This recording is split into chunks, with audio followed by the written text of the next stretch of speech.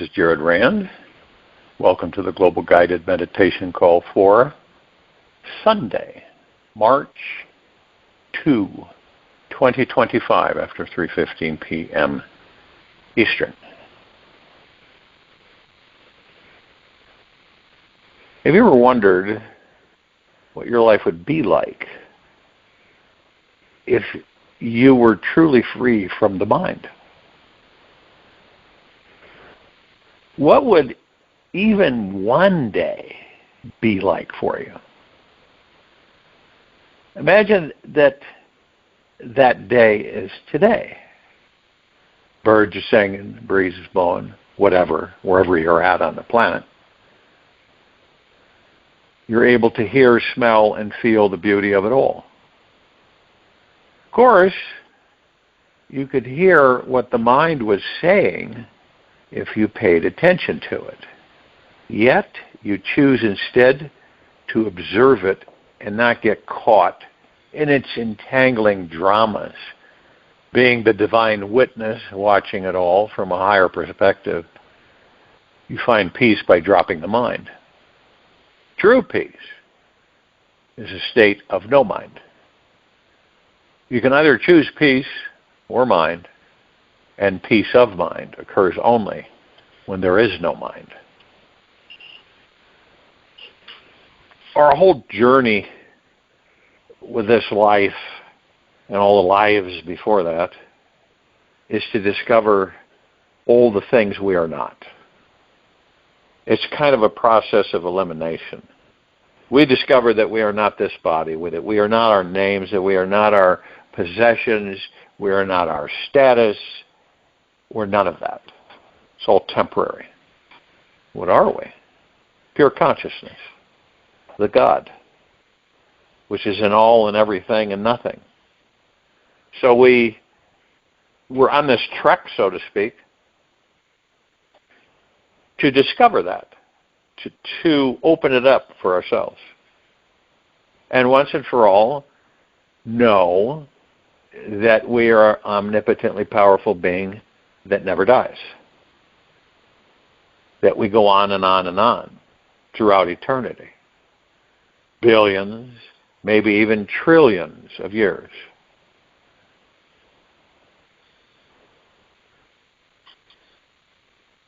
And this is all part of it. It's absolutely essential to know your mind so that you can transcend it. You need to understand how to let go of your mind, comprehend it, so that you can find peace in any moment of your life. The biggest thing that many have issues with is start with trusting the process of letting go. Trust that you are on the path to finding total freedom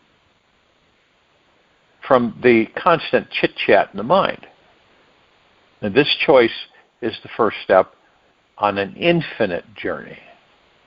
A second step is knowing that your mind is connected to an infinite divine intelligence that is always leading you towards enlightenment, even if it does not look that way.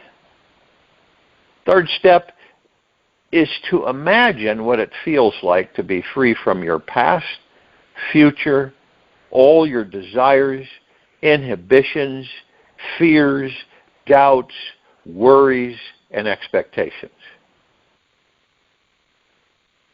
Imagination is employing the mind, of course. Yet, what other tool do we have to use to free ourselves from its grasp on us? So keep imagining what it feels like to infinitely dive into a permanent feeling of freedom. And once you can imagine this and hold this thought for several minutes, the real deal will soon follow and find you. It's interesting because, ironically, ultimately, we need to use the mind to drop the mind.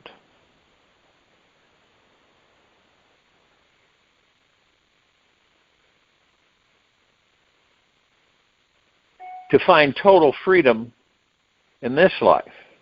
The mind has to step down from its pedestal and get out of your way. Yet who's going to coax it to step down? You are. And this decision to choose freedom over everything is the key. You'll soon find something amazing inside you when the mind surrenders and you turn inwards towards the divine spirit that you already are. So you relax and bask in the light of this eternal, peaceful experience of pure being. Once you realize that this is available in each millisecond, following your daily mind chatter is the last thing you're drawn to. The mind is awfully interesting, and yet the major block in the way to finding true freedom. When you drop all your attachments to it, you begin awakening to a much bigger reality that goes beyond the walls of what is inside and outside yourself.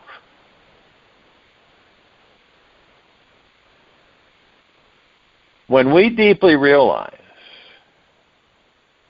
that who we are is not our mind, nor our thoughts, nor our emotions, nor our body, then the awakening process begins.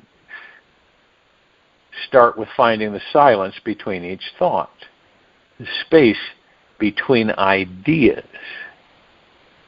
speaks to you in a way that goes beyond what can be spoken. By listening to this gap between words, this ordinary life suddenly becomes very profound and meaningful. It is only in this space of silence that we will find total freedom and the constant flowing river of peacefulness. Now, many of us have discovered that we can see that the mind cannot exist in silence. It cannot exist in the spacious, infinite universe that is everywhere now. Now, when you want to rid yourself of the constant struggle of thoughts and negative emotions in your life, keep surrendering to this silence. And once you find this silence, the mind relaxes. And you discover the foundation of your very being. Once you continue, and once you confine yourself to this present moment, core, essential, foundational presence, your entire life is instantly healed and enlightened. When the mind disappears into the profound silence of the now moment, you also will discover that you do not really exist. The personality construct fades into the background, merging with the millions of other ideas. You soon will begin to know yourself as this profound silence and realize you are this infinite, timeless essence that is always present, no matter what crazy thoughts abound. Even when the cacophony of your mind feels almost deafening, this silence of pure beingness continues to permeate everything. The more you allow your mind to quiet, the more you can tap into this ever-deepening, peaceful energy that is your true nature.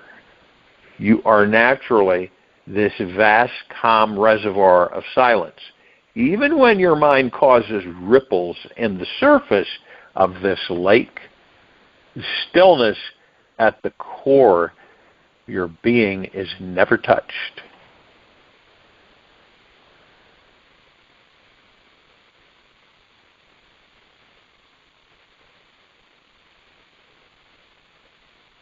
Focusing as much as you can into the gap between your thoughts. Resting deeply into the silence, you'll find between each word. Simply close your eyes focus on the space that exists between each thought. Notice that in this space between your thoughts, there is only pure consciousness. Relax into this consciousness. If your mind gets busy, which it will, this space will be a very tight, small gap. Gently return to relaxing the body, diving into the space again and again and again. Keep diving into these tiny spaces. Eventually, the mind will slow down and the space will expand. You will one day find this amazing ultimate freedom from the mind. Just keep surrendering to the process. It is a big one. And know that the result is an ultimate freedom from all suffering that will make the rest of your life a living bliss. Our discovery is, the bottom line for us to discover is that our natural state of being is a peaceful state all the time. No conflict with ourselves or anything else. No disruption. No anger or aggression. These are all things that have been created to keep us diverted from our journey into the heart-mind. And it's worked, hasn't it? It's worked for quite some time. But that's what this is about. Because when we discover and we truly realize and comprehend who and what we really are, everything's going to change in this universe. Everything. And so much effort has been directed to keep all of us from discovering that. Because those who wish to control us, it would be over for them. And they do not care to have us discover who and what we really are. See, that's the biggest kept secret right there. That right there. Amongst all the stuff that's been dumped into the bucket, that's the number one secret. Always has been. When you look around without judgment and you see and view everything from an entirely different perspective, you're not in it anymore. You've been in it. You can dip your toes in it whenever you choose, but you're not in it anymore. You're not fully immersed in it. This is what the awakening is about. This is when each and every one of us in our own time begin to comprehend the fact that all the things that we have been programmed with are deception. You ever notice that when you do discover certain areas, they usually come out and you go, wow, this is the opposite of what I've been believing all these years. This is the opposite.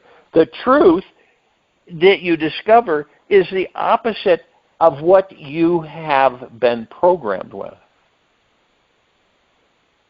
What happens when you have a billions of gods in physical material form that have amnesia? What common generic results of that are what? Continual reincarnation without knowing anything else but the life you're in. And not having any information that you can dip into to help guide you in this new life. So what happens in that cycle? All of us gods continually repeat the process. We reincarnate over and over and over again, thousands of times, hundreds. I mean, it goes on and on and on, with no memory of any of it, in constant amnesia. Isn't that right? And this is why we have this redundancy over and over and over again. Look at all the things throughout existence that you can tap into, and realize that everything keeps repeating itself at different points in times. Have you noticed that? It's quite interesting, isn't it? Do you ever feel that you have not gone anywhere? I don't mean to the store or stuff like that, but you, in your journey, your discovery of who and what you are. You ever feel that way? You ever feel like you're on a hamster wheel and you can look around and see all the landscape and everything, and you're chugging away on that hamster wheel, but you're not moving, right? And you engage and you experience and that type of thing, but you're not moving. Constantly reincarnating with amnesia causes us to be in this unending loop. Is that we reincarnate? Well, if you don't remember, right? You leave the body, you remember the life, but then the memory of that life is gone, and then you are back at it in another life. It's wild, isn't it? And you don't have any reference. Where's my reference? Where is all the stuff that I have engaged with in every lifetime? Where is it? Right? Where the heck is it? And a lot of people get that way sometimes when they're with themselves. Quite, where is all this? I know that everything that I'm immersed in is an illusion. It is an illusion. It really is truly an illusion. And the only thing that you discover is real is the God that you are in that body. Everything else is an illusion, real good ones, that trick us into believing they're real. So we create everything based upon illusion. Isn't that wild? And so we create these illusions for experience, venture, joy, happiness, whatever it may be, disappointment. We create them.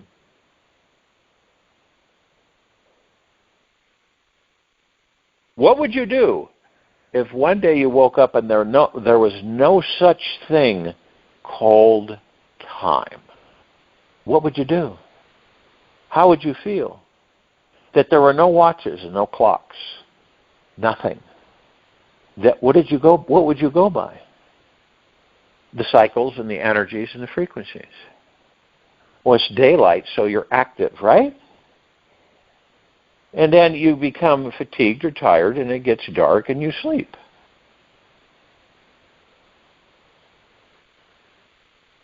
As I've shared through the years, time is a construct on this planet. And time, the only reason there is time, is to make sure that we're locked up, that we are not able to discover who and what we are, because we're always being distracted by what? Time. We're always being distracted by time. Don't have enough time. I can't do that. It takes too long. Right? Oh, I got to get here. I'm running late. I got to get there. I got to go now. Well, no, wait a minute. No, I got to go. I'll see you later. This is the push, the shove. And this is why so many of us will get overwrought and irritated and anxious because of this time element. Time on our bodies, right? Time in life. Everything is about time, if you ever notice that. And what is time? It's a construct. It's an illusion. It's an illusion to make you believe that you must follow this. But there is no time. It does not exist except through illusion. And that's the truth. There is no time. Time does not exist. It is an illusion on this planet and this civilization. It keeps us in check. It keeps us from discovering who and what we are.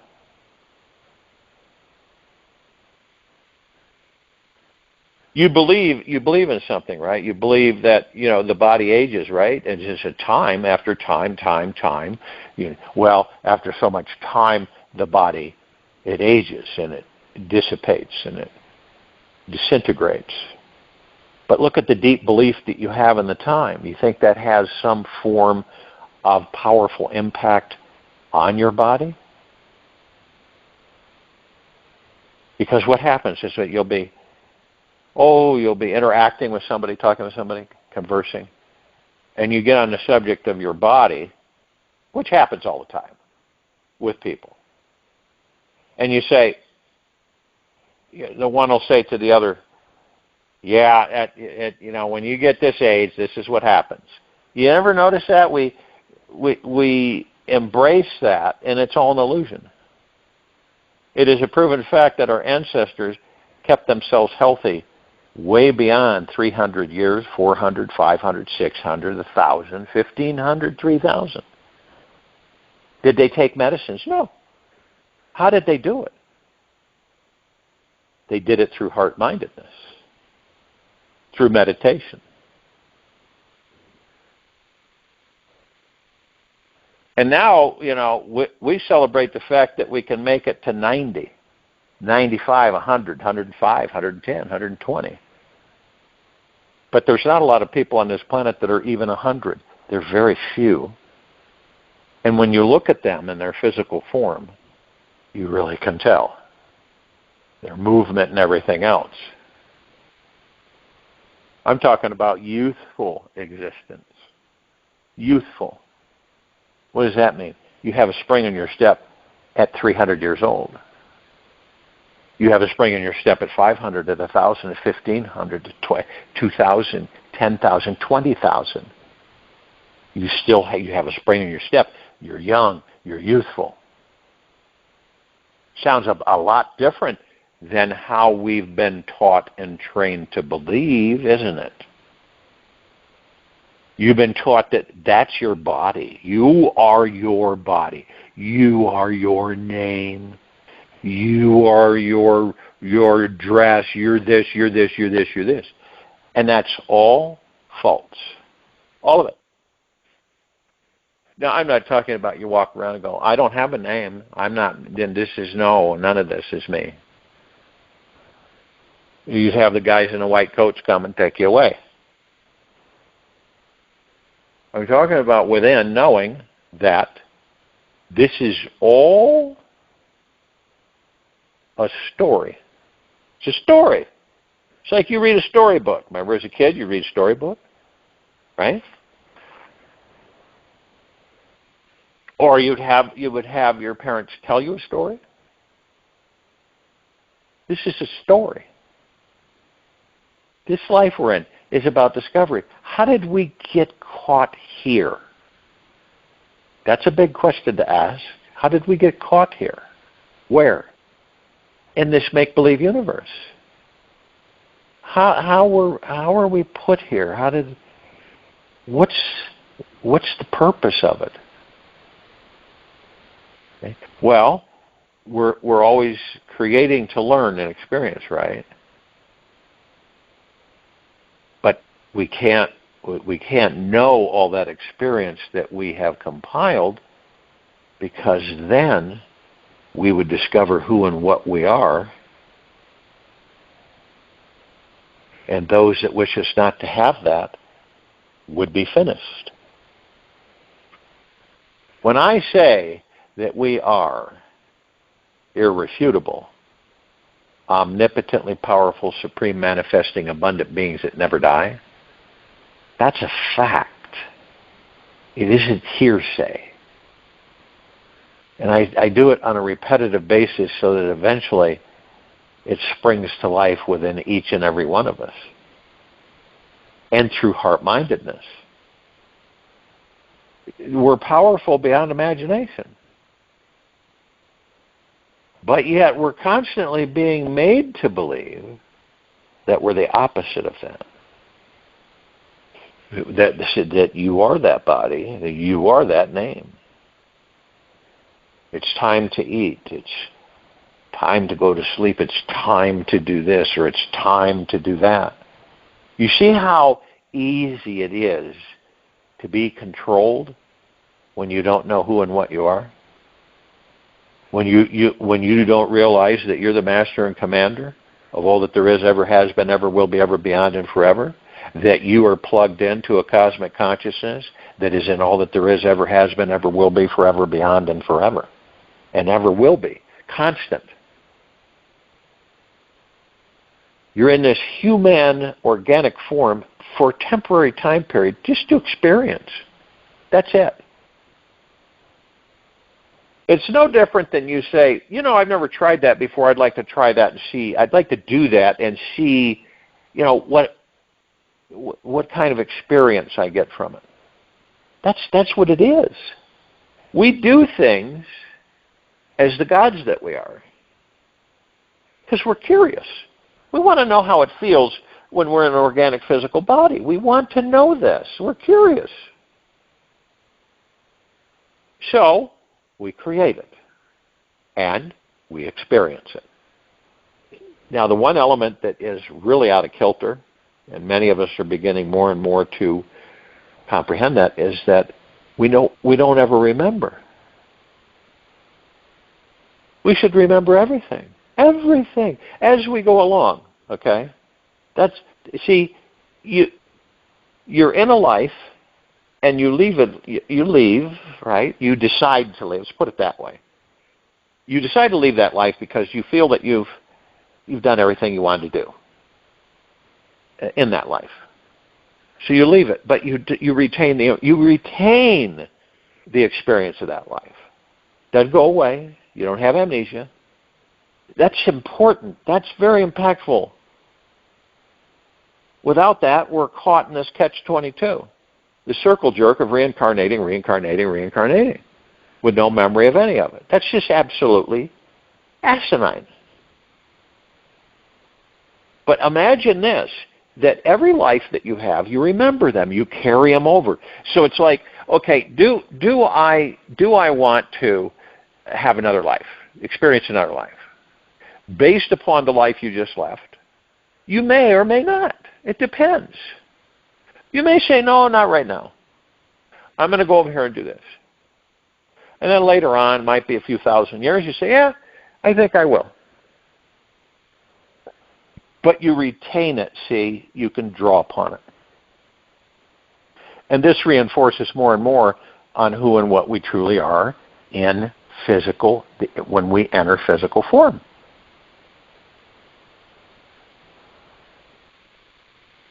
This is why in these meditations, when you find a comfortable area that's not interrupted from any outside interferences, you begin to relax into your body.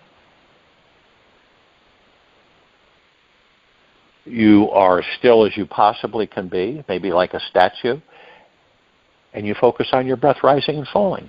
That's it. That's the now. That's heart-mindedness. And you just be. This means you leave the mind alone. Literally leave it alone. You are not thinking nothing, anything. You are mindless. And as you become more and more attuned to this, you gravitate towards being there a lot more frequently.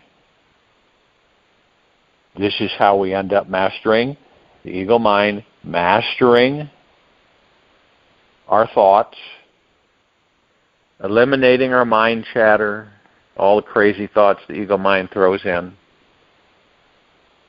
and being at one with ourselves. Being the God, knowing that you're the God, knowing that you're the pure consciousness, knowing that you could plug in to that cosmic consciousness at any moment which would take you anywhere outside of this matrix universe, off into a distant universe within seconds. We're not talking about carrying your body with you. We're talking about you, the God. Within seconds, you're already part of it. You're plugged into it. And once you discover that through heart-mindedness, why would you ever decide, oh, no, I'm going to go over here and have total amnesia about it all?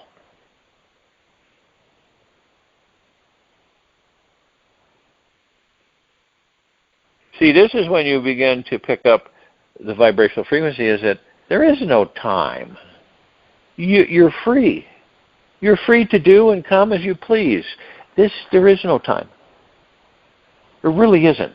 It's not some fantasy thought. It's the truth. It's fact. Search yourself. You will know that time doesn't exist, but created to keep us gods in amnesia, so we never discover who and what we are. This is why we're in this circle jerk on this planet and this portion of the galaxy, this quadrant. This is why we do what we do. Join you in the meditation. I'll return to close us out.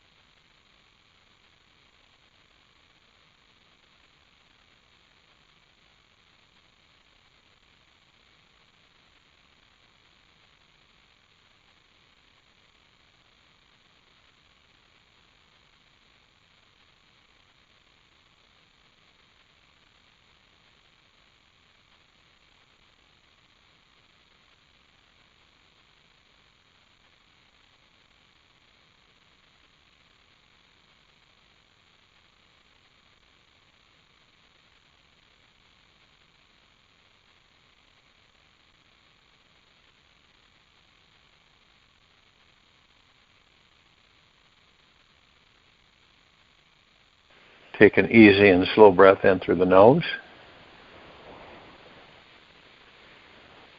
And an easy and slow breath out from the mouth. Remain still, relaxed into your body. Focus on your breath rising and falling. Quality of our personal relationships represent how interconnected and whole we are within ourselves. For today, take some time to recognize and acknowledge all the interactions, connections, relations, and relationships you are still thinking about from your past.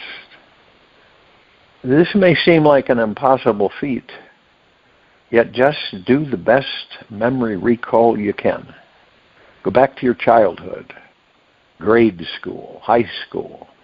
Take a good look at what memories you are still repeating. What would you have done or said differently? What do you wish you would have experienced? What happened to your heart when you did start doing and saying what you wanted to do? So today, go and tell those people you most need to say and start doing those things you most want to do with them. This is your chance to make a significant life change in their heart and in yours. This exercise is huge and will free up more spiritual connection than you could possibly know. Take this with you for the rest of the day into the evening and night, the following morning. You'll return here Monday, March 3, 2025, after 3:15 p.m. Eastern. Be gentle, kind, generous, and humble with yourself at all times. Be in the highest of the highest high, deepest of the deepest deepest, purest of the purest purest, eternal gratitude at all times, no matter what's going on within you or outside of you. Open your heart and allow the magic to flow in.